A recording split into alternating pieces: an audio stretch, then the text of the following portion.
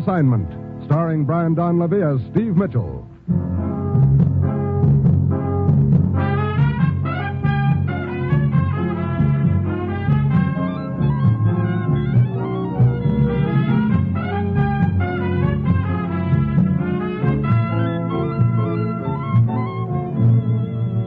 Yeah, danger is my assignment. I get sent to a lot of places I can't even pronounce. They all spell the same thing, though, trouble. But when I walk into the commissioner's office, I don't realize that this assignment's going to make a flower hater out of me. A sunflower almost has me pushing up daisies.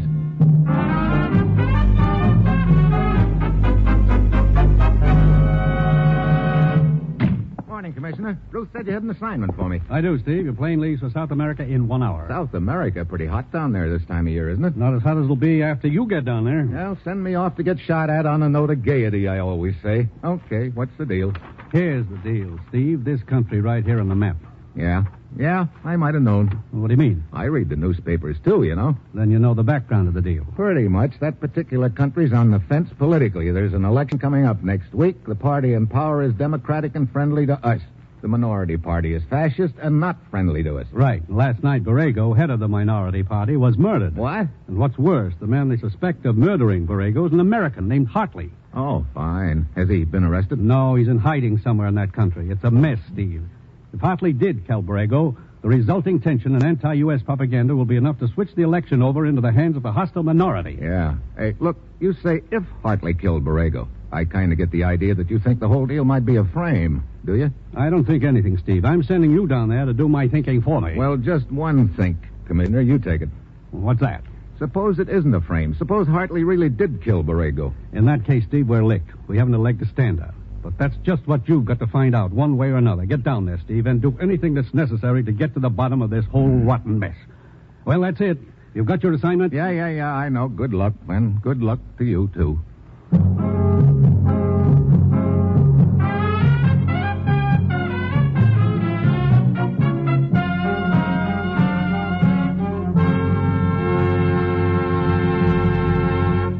The National Broadcasting Company is presenting Dangerous Assignment, starring Brian Donlevy in the role of Steve Mitchell, colorful two-fisted government agent.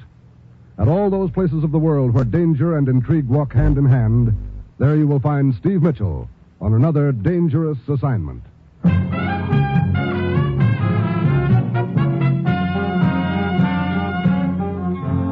Sure, I've got my assignment. Fly down to a Latin American country and find a murder suspect named Hartley. Then prove that the charge against him is just a frame to swing an election. And all of this, of course, in the face of the few characters from an opposing team who'll be trying, no doubt, to take me out of the ball game for keeps. It's Friday when my plane lands at the capital city. I always figure if you don't know where else to start at the top. So I head for the office of the Prime Minister, a worried gent named Valdez. It is a bad situation, Senor Mitchell. An incident this serious could easily be enough to start a landslide that would carry the fascists into power in the election. Yeah, that dead man, Borrego. Suppose you tell me a little about him. Well, it is my secret belief that he had almost outlived his usefulness to his party. His reputation had become so bad. But now, of course, it is quite different. Sure, now he's a big fat martyr, huh? Precisely. One of the newspapers here in the city is controlled by Borrego's party, and they, of course, are busy convincing everyone that Borrego was the greatest man who ever lived. Well, I guess that's all I need to know about Borrego. But what about this murder suspect, Hartley? Where does he fit into the picture? That is the mystifying part, Senor Mitchell. Hartley has lived in this country for several years. He represents a group of American financial interests here, what you might call a lobbyist. I don't suppose you'd have any idea where Hartley is hiding, Senor Valdez. Not the slight, Senor. Unfortunately, the fact that he is hiding looks somewhat bad for him. Come in. Ah, the great man himself, working tirelessly behind his desk to lead our country into slavery. Good afternoon, Senor Ortiz. I see that our powerful northern neighbors have lost no time in sending one of their agents down here. Senor Ortiz is editor of one of our newspapers, Senor Mitchell. 3 guesses which one? And you have issued the necessary orders to the so-called head of our government, Senor Steve Mitchell? Look, Senor Ortiz, your insolence is by now familiar to me, but I must ask you, if you intend to converse with us, that you observe the common courtesies. One does not speak with the mouth full. See, you are right. You see this, Senor Steve Mitchell, being but a poor, ignorant citizen, I'm not familiar with some of the refinements of life. Oh, brother. But, here, perhaps the two of you will share my simple food, huh? Senor Valdez? No, gracias. Senor Mitchell? Go and I have plenty in this paper bag. Plenty of what? Sunflower seeds. Sunflower seeds? See, an excellent nerve tonic. I suspect your nerves could use a tonic at present, Senor Mitchell? Me? What do I have to be nervous about?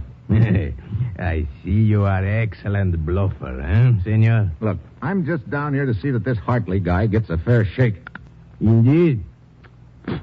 What kind of, as you say, fair shake do you think a murderer deserves? Murderer? You know, I must be behind the times. Last I heard, the trial hadn't been held. And if Hartley is not guilty, why is he hiding? That's a good question, Ortig. Here's another. Any particular motive for Hartley to kill Borrego? But of course. I see you have not read my paper today. I tell all there. Suppose you tell all here. Very well. We have it on the best of authority that Hartley went to the leader of our party, Borrego, with a most treacherous proposal. Oh, what was it? Simply that Borrego sell our party out to the American imperialists Hartley represented. Naturally, Borrego refused. Hartley killed him. Sounds real simple to hear you tell it. But there's just one thing wrong with it. Your party isn't in power. How could Borrego, as its leader, be in a position to make any deals of the kind you describe? You forget that after next week, my party will be in power. That is to be decided by election, Ortig. A foregone conclusion, Valdez. You seem pretty sure of yourself. I suppose you've already got a job picked out for yourself in the new model state. Sure, director of... Maybe most happy to serve in whatever capacity I can. You better not cut your sunflower seeds before they're hatched, Ortig. And you, senor, had better not count on accomplishing anything by this trip. Oh? Hartley is guilty. He'll be captured sooner or later, and no amount of this whitewashing by you and Valdez Party can change that. Ortig, I warn you. Rest assured I will give the nature of your mission wide publicity, Mitchell. Now, look, I see you do not want publicity, eh? Then I shall be more delighted than ever to give it to you. Senor Ortig, I am certain we have nothing more to say to each other. Perhaps you are right, Senor Valdez. The time for talk is past.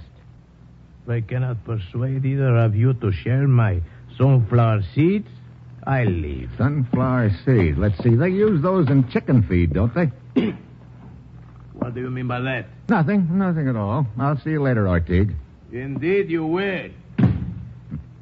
Well, an old-time showman in the States once said he didn't care what they wrote about him as long as they spelled his name right. I guess that goes for me, except I hope they spell the name of my hotel right, too. But I thought you did not want any publicity. I just let Ortig think that so he'd be sure to give me plenty. Ah, I understand. If this Hartley, wherever he is, should read in the paper who and where you are, he may try to contact you. That's about the size of it. Well, I'll be getting along. The best of luck to you, Senor Mitchell. But please remember, from this moment on, you are entirely on your own.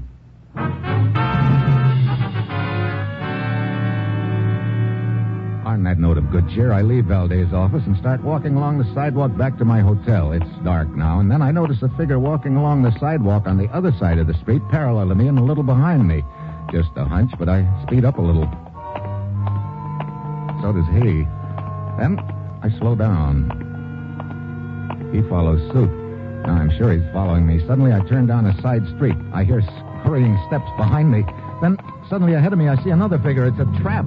An alley opens up to my right. I dive into it.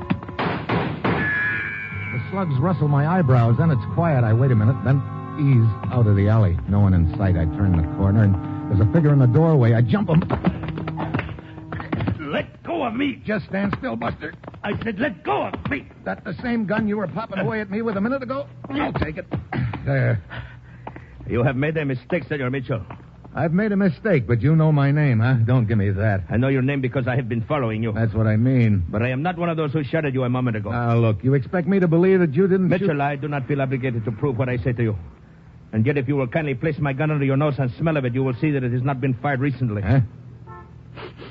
Well, no, it hasn't. Look, if you didn't take that shot at me, who did? 2 men were following you. They ran off before I could get to the scene.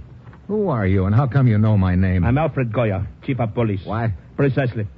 And now may I have my gun back? Why, yeah, but I still don't see why you were following me. To warn you, Senor Mitchell. I know who you are and why you are here. Oh, you want me to keep hands off, huh? You could not have stated it more clearly. I guess that sort of tips me as to which camp you're in. You are mistaken again, senor. I am in neither camp. Then what is your angle in this deal? My angle, as you call it, is quite simple. Politics is not my business, but law enforcement is. I have the best police force in South America. At present, we are engaged in the search for a fugitive from justice. Hartley? Hartley. I do not intend to let anything or anyone interfere with that search, Senor Mitchell, and by anyone, I mean chiefly you. Well, you've made yourself pretty clear, Goya. What happens if I sort of get in your way somewhere along the line? My policemen are quite zealous, Senor Mitchell, and the penalty for obstructing justice is quite severe. Need I say more? No, he doesn't have to say any more. I've got the picture. In this deal, I've got no friends at all. Ortig and his paper are out to cut my throat. Valdez can't lift a finger to help me, and now Goya tells me that he'd be happy to steamroller me out of his way. I go back to my hotel. The papers are out by now with a story about me, so I wait in my room a couple of hours on the chance that Hartley might contact me, but nothing happens. Finally, I give up, and I go down to the bar for a drink. Down at the other end of the bar sits a dark-eyed lovely, and at least that's where she is the first time I look. The next time I look, she's right beside me. Hello. Hi. I have been talking to myself. Oh, yeah? See, I say to myself, there he is drinking alone. Here am I drinking alone. So why we don't drink together? Well, why don't we indeed? Now I ask myself questions. Say, you've got something going on all the time, haven't you? I say, Dolores, what is this boy's name? What does Dolores say? Oh, you don't get it, honey. I am Dolores. Oh, really? Steve Mitchell's mine, Dolores. See, I thought so, but I had to be sure. What? I must talk to you about Jack. Jack? Who's Jack, and how did he get into the act? Jack Hartley. Hartley? See, I am his girl. We read about you in the paper and knew you were our one chance. I did not dare telephone your room. The police might be listening in. So I came here to the bar and waited, hoping that sooner or later you would get thirsty. Well, for once, my thirst paid off. You know where Hartley is? Oh, see, I've been hiding him in my apartment. You come quickly, huh? There is no time to lose.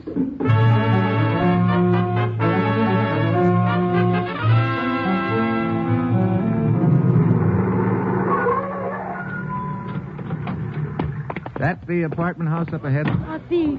Hey, What is it? bunch of guys coming out the front entrance. Oh, police. Yeah, and they've got a guy in the middle. Jack! Oh, Jack! That's Hartley? See, they have arrested him. Oh, great. Oh, we have to leave. Look, I'm going down to the police headquarters and see if they let me talk to him, Dolores. I'll check with you later.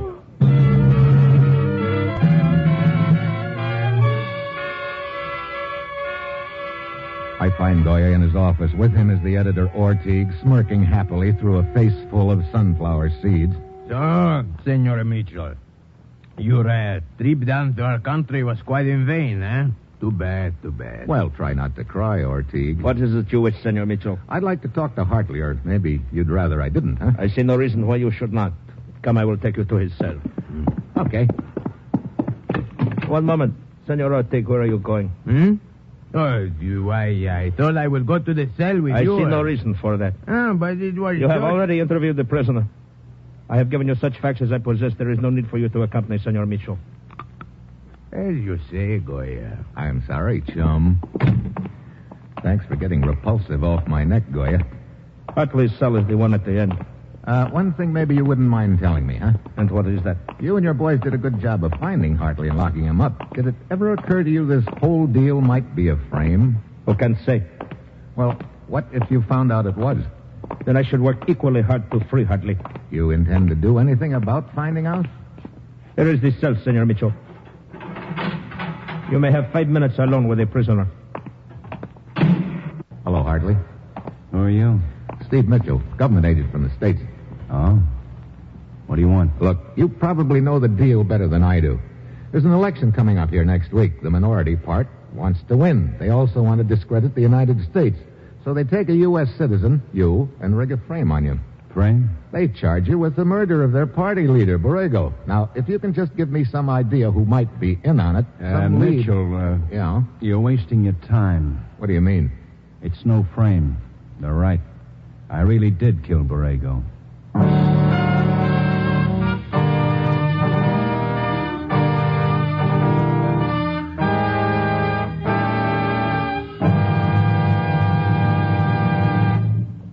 It's the Silver Jubilee on NBC. Tomorrow on most NBC stations, listen for the premiere of Pete Kelly's Blues.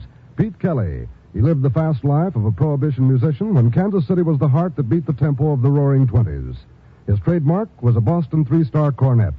His big year was 1922. You'll step into his world when you hear radio's newest dramatic half hour, Pete Kelly's Blues, beginning tomorrow on most NBC stations. Hear it? You'll like it.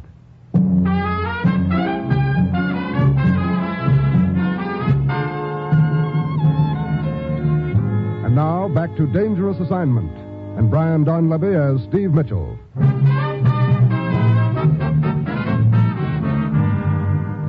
Let me have that again, Hartley. You heard me right the first time, Mitchell. I killed Borrego, so they caught up with me. Like I say, you're wasting your time. Why did you kill him? I wanted to cut Borrego in on a big business deal. If his party won the election, it would have meant about 2 million pesos to split. But he didn't see it my way and threatened to make trouble for me. You mean the story that Ortiz ran in his lousy paper was true? Yeah. I don't know. I just can't seem to believe... Hey, wait a minute. Huh? Come over here. Yeah, what's the matter? I want to look at you under the light. Hey, what are you doing lifting my eyelids? Just want to see something. Huh. Pupils normal. Look, I haven't been drugged, if that's what you mean. You sure? I ought to know. Hartley, I don't know if you realize what this killing could mean. A possible split between this country and ours. The beginning of a new fascist movement. Brother, you couldn't have done a better job of selling us down the river if you tried. Will you lay off the sermon? I got troubles enough without you. Okay. I'll be seeing you, Hartley. Yeah? Why? That's a good question. If I can think of an answer, I'll be back.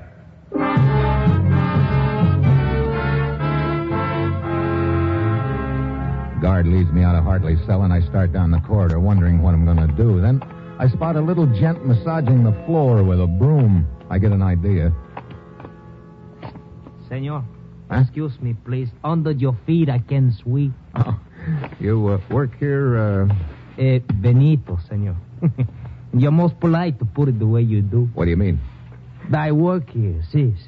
For a 6-month sentence. Oh. I'm what you call a trustee. They let me wander around with a broom. Why did you get sent here, Benito? Can you beat this? For making the flowery speech. Flowery speech. Oh, you mean political? Romantical. Huh? See? I say like this, I say, oh, senorita, you are the most beautiful, the most wonderful one of all of them. Will you marry me? You mean they put you in jail for that? How about that, huh? I don't get it. What's wrong with that? I make the speech 6 times. Each time the senorita, she say, see? Well, I still don't see what's wrong. Each time, senor, was a different senorita. Oh, brother, what a glutton for punishment. Hey, look, Bluebeard, I need a little information. Sure, senor. That prisoner down at the end cell, You mean Hartley?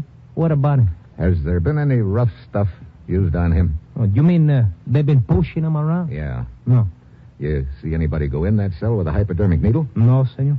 This is real important, Benito, so I hope you're sure about it. But I am, senor. I've been right here in the corridor ever since they bring Senor Hartley in. Okay, Benito. Thanks.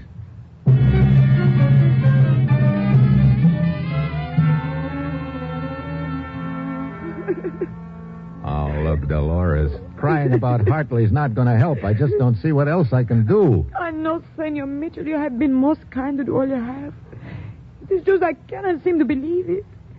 And yet I guess from the first I knew. Why did he hide? I kept asking myself. Yeah, I know. Well, I've done a little checking before coming over here, and I guess in addition to his confession, they've got a pretty good case against him. Oh, He was seen entering Borrego's house 10 minutes before the killing, and he came out running after the shots were heard. It's funny, though. Senor? Oh, nothing. Just a feeling in the pit of my stomach. Well, I do not understand. Wondering if I've overlooked anything. What would it be? Search me. It's just that there's something about this deal that doesn't quite sit right with me. Oh, Senor Mitchell, do you think there is any chance at all that he could be innocent? I don't know. Right now it looks real doubtful, Dolores, so don't get your hopes up. Oh. But I just happen to think of one place I haven't looked for any new leads. Where is that? His apartment. Come on.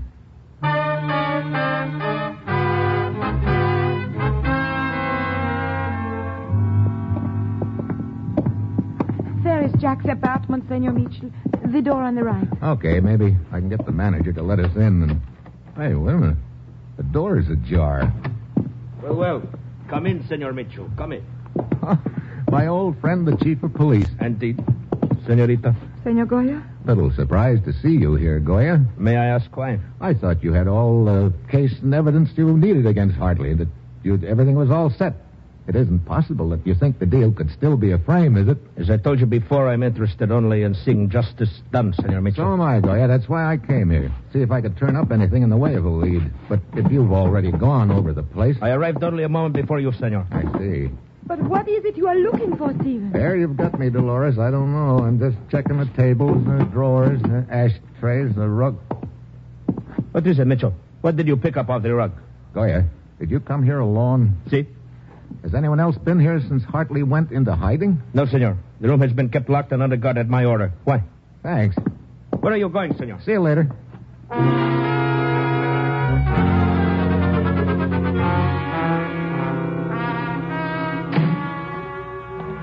Why'd you come back here, Mitchell? I told you were wasting your time. Yeah, and you almost had me convinced, Hartley. I don't get you. It's all beginning to fall into place, finally. What are you talking about? It could go together this way, Hartley. Borrego is leader of the fascist party, but he's outlived his usefulness, so why not get rid of him in such a way that the cause of the party will be furthered? Kill two birds with one stone. I don't know what this is all about, but you... Just let me finish. So what the party needs is a fall guy. You. Me? Get out of here, Mitchell. You're not making sense. No? You kill Borrego. The party gets you off the hook. Borrego is the only one of those guys I knew. This had nothing to do with Take politics. a look at this, Hartley. Well, what is it?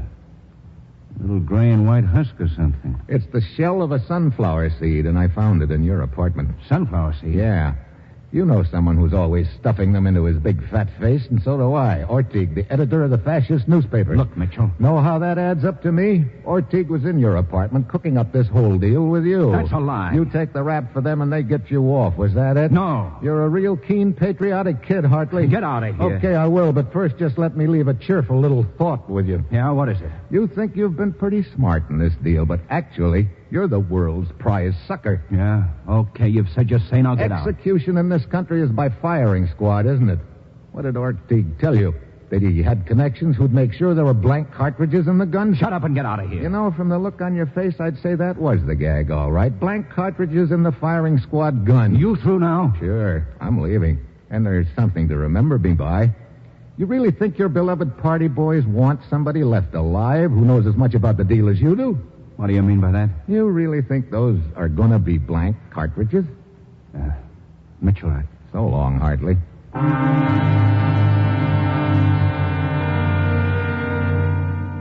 I leave him looking very thoughtful and slightly scared. I don't know how much of the deal I've got figured out right, but from his reactions, I've hit the main points on the nose. I also don't know how much of a dent I've made in him. But I do know this is my only chance. I give him a couple of hours to think things over, and then I innocently suggest to Dolores that she pay him a visit to cheer him up. I wait outside the jail, and pretty soon she comes out in a hurry. I follow her to a hotel and catch up with her just as she's entering the lobby. Just a minute, Dolores. What? Oh, Stephen. Come on, let's have it. What? Come on, quit stalling. But I don't know what you are talking about. I arranged for you to pay a visit to Hartley in his cell so he'd have a chance to give it to you. Give what? A confession. Steve, I don't understand. Look, Hartley is now afraid the boys are going to sell him out. So what's the logical thing for him to do? Write a confession of the whole deal and smuggle it out of the jail. That's insurance for him. He gave me no such document, Look, Steve. you want to help him, don't you? You know I do, but I'm telling you the truth. He gave me no such document. But I'd have sworn he would have. Don't tell me I've figured this whole deal wrong and... What is the matter, Stephen? Skip it. I'll see you around. What stopped me all of a sudden is a guy outside on the sidewalk beckoning to me through the lobby window. I go out and follow him into the alley. It's Benito, the little jail trustee with a broom, only right now, instead of a broom, he's holding a piece of paper. Here, this is for you, senor. Hartley asked me to deliver it. I was able to get a ride in the laundry truck. Hartley says it's very important. Goodbye, I got to go now. Benito melts away into the shadows by the flame from my cigarette lighter. I read the letter, and all of a sudden everything falls into place. But too late, because right then something else falls into place, too. A gun barrel in my ribs. Such a nasty letter, Stephen. Well, you know the old saying, Dolores.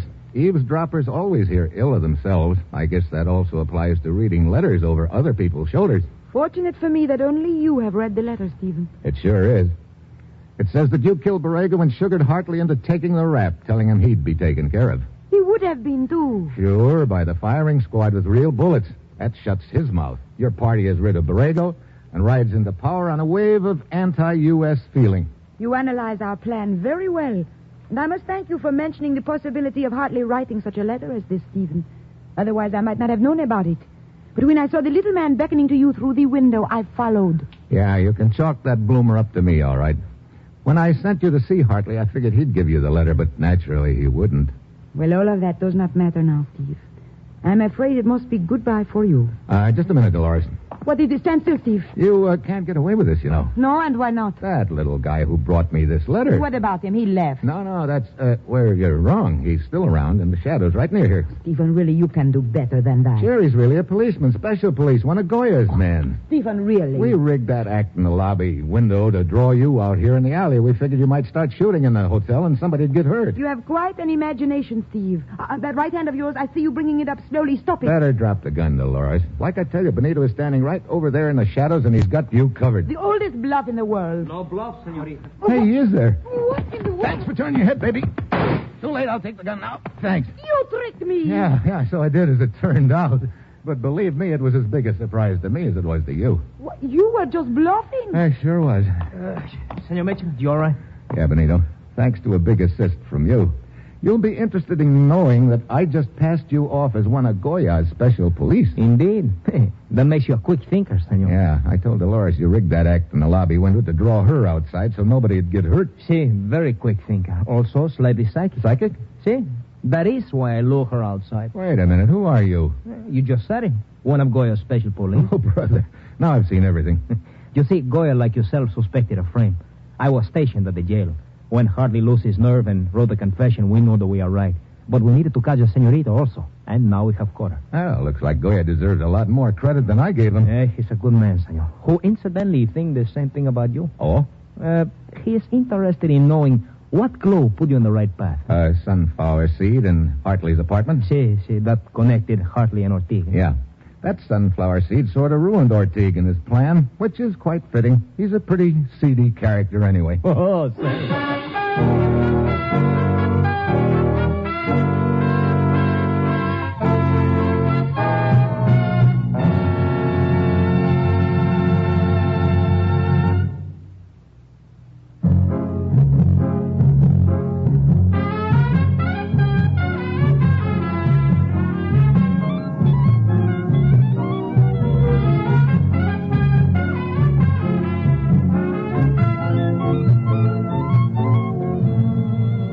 Dangerous Assignment, starring Brian Donlevy as Steve Mitchell with Herb Butterfield as the commissioner, is written by Bob Reif and Adrian John Doe, with music by Robert Armbruster, and is produced and directed by Bill Karn. Others in the cast were Bill Conrad, Betty Lou Gerson, Tony Barrett, Paul Freese, and Bill Johnstone. Be with us again next week at this time when Brian Donlevy, starring in the role of Steve Mitchell, will embark on another Dangerous Assignment.